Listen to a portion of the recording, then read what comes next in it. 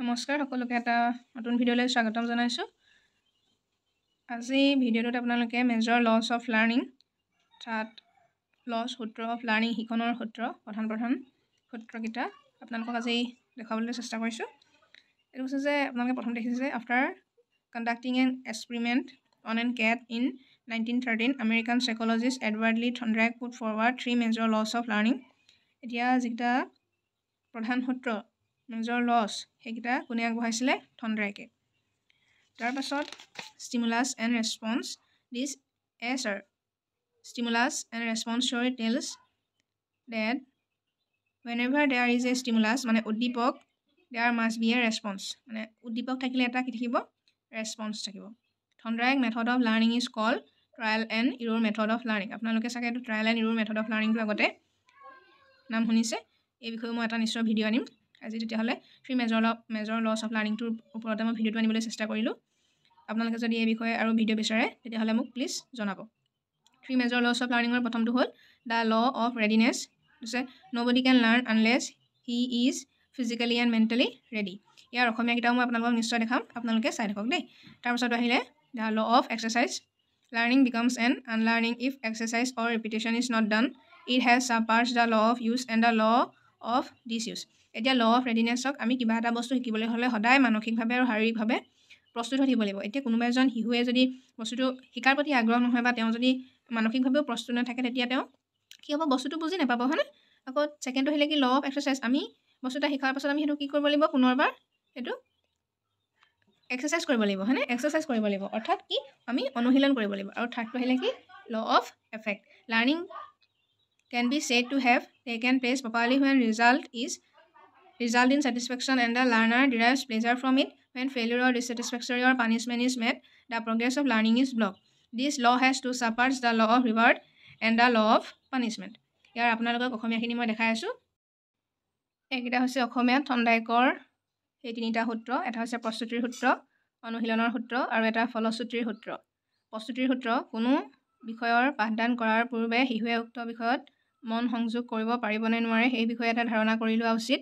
কাৰণ শিক্ষকে বুজিবলৈ লোৱা বিষয়টি যদি শিশুৰ মনোপুত নহয় তেতিয়াহ'লে সিহঁতৰ তাৰ প্ৰতি আগ্ৰহ নজন্মে। আকৌ আগ্ৰহী নহ'লে শিক্ষাদান সাৰ্থক নহয়।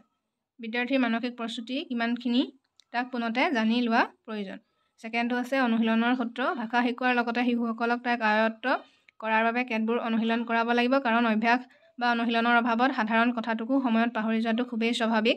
শিশুসকলৰ বয়স যিহেতু কম, সেয়েহে এই ক্ষেত্ৰত সঠিক অনুশীলন কৰাব পাৰিলে সিহঁতে যিকোনো ভাষাৰ সূত্ৰই মনত ৰাখিবলৈ সক্ষম হ'ব। আৰু তৃতীয়টো আছিলে ফলশ্ৰুতিৰ সূত্ৰ। শিশুৱে সদায় কাম কৰি আনন্দ পাবলৈ বিচাৰে, সেয়ে বহু ক্ষেত্ৰত বহু ছাত্ৰই পুৰস্কাৰৰ বাবে প্ৰতিযোগিতা আদিত অংশগ্ৰহণ কৰা দেখা যায়।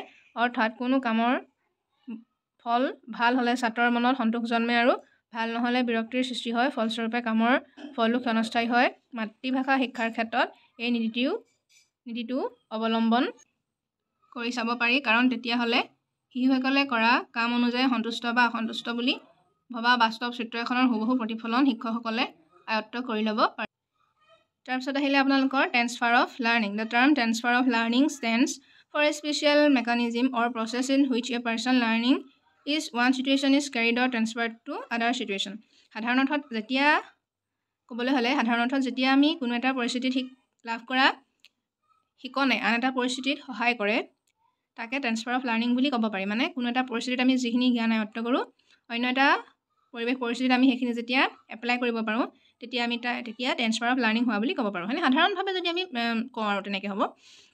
এতিয়া types of transfer of learning হ'ব পজিটিভ ট্ৰেন্সফাৰ, নিগেটিভ ট্ৰেন্সফাৰ আৰু zero' transfer.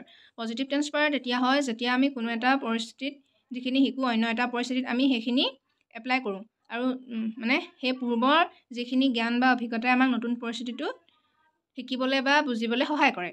Positive transfer of learning or training is said to be positive when the learning carried in one situation proves helpful to the learner in another situation.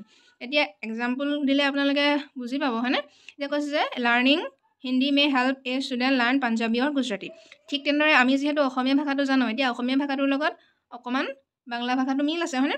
গতিকে অসমীয়া ভাষাটোৱে যিহেতু আমাক বাংলা ভাষাটো শিকনত সহায় কৰিব তেতিয়া এইটো হ'ব কি এটা পজিটিভ ট্ৰেন্সফাৰ। তাৰপিছত আহিলে নিগেটিভ ট্ৰেন্সফাৰ। এতিয়া transfer of learning is said to be negative when the learning in one situation hinder interferes or weakens the learning in another situation. মানে যেতিয়া কোনো এটা পৰিৱেশ পৰিস্থিতিত আমি যিখিনি শিকোঁ সেইখিনিয়ে অন্য এটা বিষয়বস্তু শিকাত বাধা দিয়ে। এতিয়া example, having learned to pronounce but correctly, the child may find it difficult to pronounce put correctly.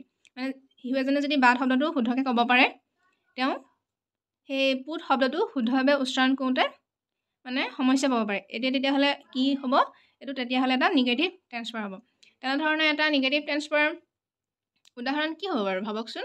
এতিয়া আমি নিগেটিভ ট্ৰেন্সফাৰৰ এটা উদাহৰণ দিব পাৰোঁ যে এজন ব্যক্তিৰ যদি মাতৃভাষা অসমীয়া হয়, তেতিয়া তেওঁ নতুন ভাষা ইংৰাজী ভাষাটো শিকাত অসুবিধা হ'ব পাৰে, হয়নে? ধৰি লওক ইংলিছৰ যোনটো স্কুল আছে, আমি যোনটো SCHOOL স্কুল কওঁ, সেইটোক এজন অসমীয়া মাতৃভাষাত পঢ়া বা অসমীয়া যাৰ মাদাৰ টং হয় তেওঁ স্কুলো ক'ব পাৰে, হয়নে? স্কুল আমি তেনেকৈ কওঁ, হয়নে? কেতিয়াবা আমাৰো ভুল হৈ যায়। গতিকে যিহেতু ইয়ে কি কৰে এটা ডিফিকাল্ট কৰি তোলে, হয়নে ভাষাটো শিকাত, তেতিয়াহ'লে তেতিয়া হ'ব নিগেটিভ ট্ৰেন্সফাৰ। আৰু এটা হ'ল জিৰ' ট্ৰেন্সফাৰ, যেতিয়া মানে পজিটিভো ইম্পেক্ট নকৰে নিগেটিভো ইম্পেক্ট নকৰে, সেইটো হ'ব zero' transfer. Transfer of learning is said to be zero' when learning in one situation does not have any significant influence over the learning in another situation. Such a situation may arise when the learning adjective and subject areas have nothing in common between them. সাধাৰণভাৱে বুজিবলৈ হ'লে যেতিয়া এটা পৰিস্থিতিৰ অভিজ্ঞতা শিকনে আন এটা পৰিস্থিতিত প্ৰভাৱো নেপেলায়, ভাল প্ৰভাৱো নেপেলায় বা বেয়া প্ৰভাৱো নেপেলায়, মানে বাধাও নিদিয়ে বা সহায়ো নকৰে, সেইটোৱে জিৰ' ট্ৰেন্সফাৰ। আৰু লাৰ্ণিং হিষ্টৰী মে নাইডাৰ হেল্প নৰ হিণ্ডাৰ দ্য লাৰ্ণিং অফ ইকনমিক্স। এতিয়া আছে কি বুৰঞ্জী বিষয়টো অধ্যয়নে অৰ্থনীতি বিষয়টো শিকনত কোনো ধৰণৰ প্ৰভাৱো নেপেলায় বা সহায়ো নকৰে। আশা কৰিছোঁ আপোনালোকে লাৰ্ণিং আৰু টাইপছ অফ লাৰ্ণিং আৰু ইয়াৰ মেজৰ লছ কেইটা বুজি পালে। যদি ভিডিঅ'টো ভাল পাইছে তেন্তে চেনেলটো ছাবস্ক্ৰাইব কৰি ভিডিঅ'টো লাইক কৰি দিব আৰু বেল আইকনটো টিপি ৰাখিব। মই এনেকুৱা ভিডিঅ' প্ৰায় আপলোড কৰি থাকোঁ। আজিলৈ আহিছোঁ, ধন্যবাদ।